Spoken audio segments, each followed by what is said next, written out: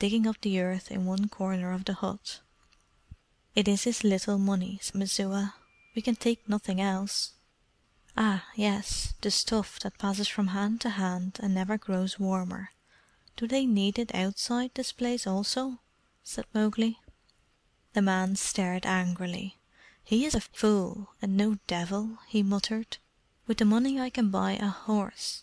We are too bruised to walk far, and the village will follow us in an hour." "I say they will not follow till I choose. But a horse is well thought of, for Messua is tired." Her husband stood up and knotted the last of the rupees into his waistcloth.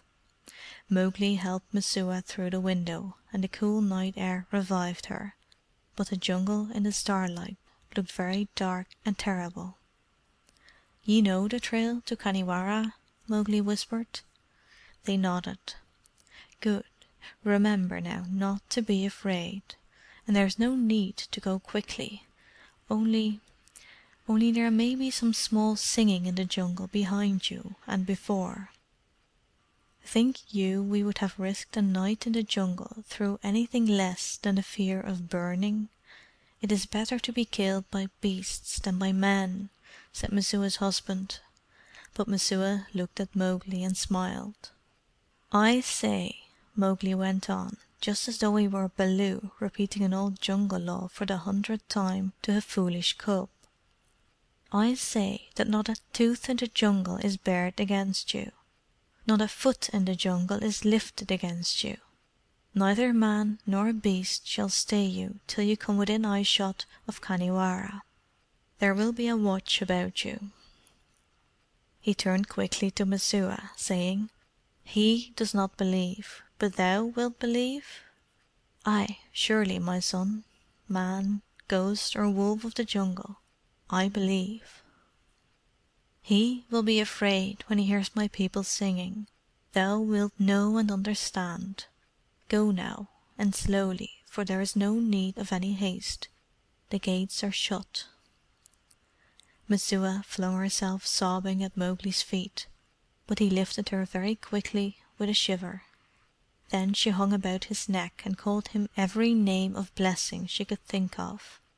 But her husband looked enviously across his fields, and said, "If we reach Khanhiwara, and I get the ear of the English, I will bring such a lawsuit against the Brahmin and old Buldeo and the others as shall eat the village to the bone.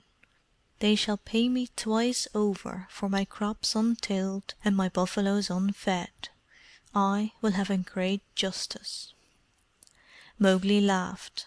"I do not know what justice is, but come next Rains, and see what is left." They went off toward the jungle, and Mother Wolf leaped from her place of hiding. "Follow," said Mowgli, "and look to it that all the jungle knows these two are safe. Give tongue a little. I would call Bagheera." The long, low howl rose and fell, and Mowgli saw Messua's husband flinch and turn, half minded to run back to the hut.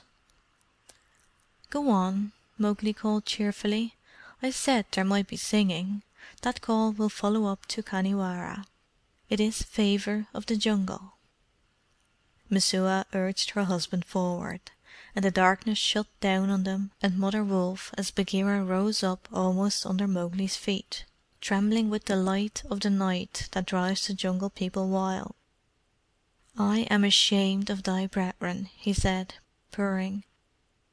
"What? Did they not sing sweetly to Buldeo?" said Mowgli. "Too well, too well. They made even me forget my pride, and, by the broken lock that freed me, I went singing through the jungle as though I were out wooing in the spring. Didst thou not hear us? I had other game afoot. Ask Buldeo if he liked the song. But where are the 4? I do not wish one of the Man Pack to leave the gates tonight."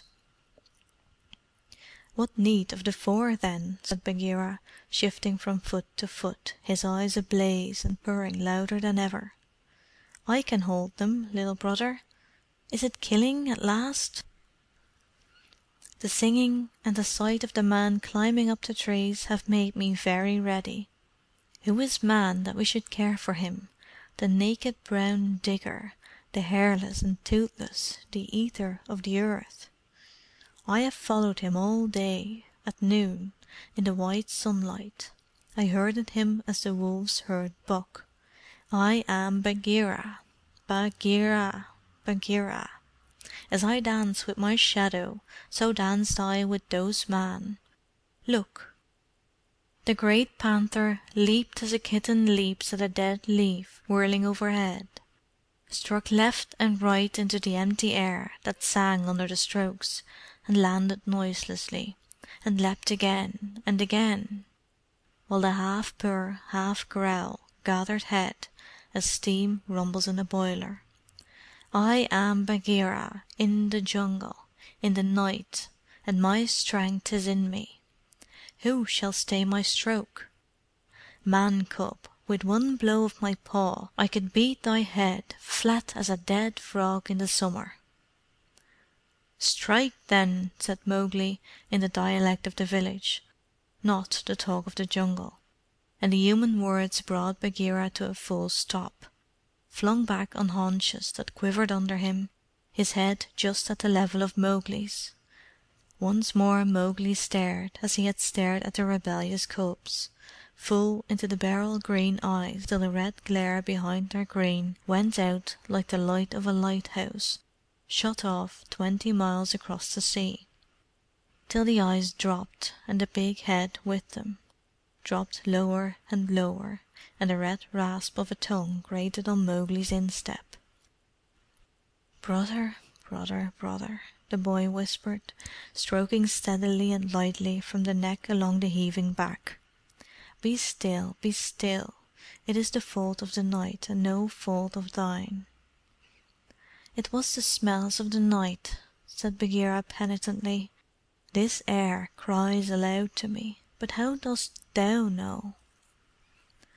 "Of course the air round an Indian village is full of all kinds of smells, and to any creature who does nearly all his thinking through his nose, smells are as maddening as music and drugs are to human beings." Mowgli gentled the panther for a few minutes longer, and he lay down like a cat before a fire, his paws tucked under his breast, and his eyes half shut. "Thou art of the Jungle, and not of the Jungle," he said at last, "and I am only a black panther. But I love thee, Little Brother." "They are very long at their talk under the tree," Mowgli said, without noticing the last sentence. "Buldeo must have told many tales. They should come soon to drag the woman and her man out of the trap and put them into the Red Flower. They will find that trap sprung. Ha ha!" "Nay, listen," said Bagheera. "The fever is out of my blood now. Let them find me there. Few would leave their houses after meeting me. It is not the first time I have been in a cage, and I do not think they will tie me with cords." "Be wise, then," said Mowgli, laughing, for he was beginning to feel as reckless as the panther, who had glided into the hut. "Pah!" Bagheera grunted. "This place is rank with man. But here is just such a bed as they gave me to lie upon in the king's cages at Uddeypore. Now I lie down." Mowgli heard the strings of the cot crack under the great brute's weight. "By the broken lock that freed me, they will think they have caught big game. Come and sit beside me, Little Brother. We will give them good hunting together." "No, I have another thought in my stomach. The Man Pack shall not know what share I have in the sport. Make thine own hunt. I do not wish to see them." "Be it so," said Bagheera. "Ah, now they come."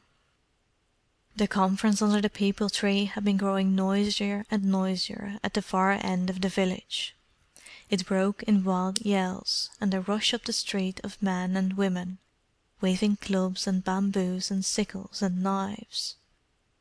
Buldeo and the Brahmin were at the head of it, but the mob was close at their heels, and they cried, "The witch and the wizard! Let us see if hot coins will make them confess. Burn the hut over their heads! We will teach them to shelter wolf devils. Nay, beat them first.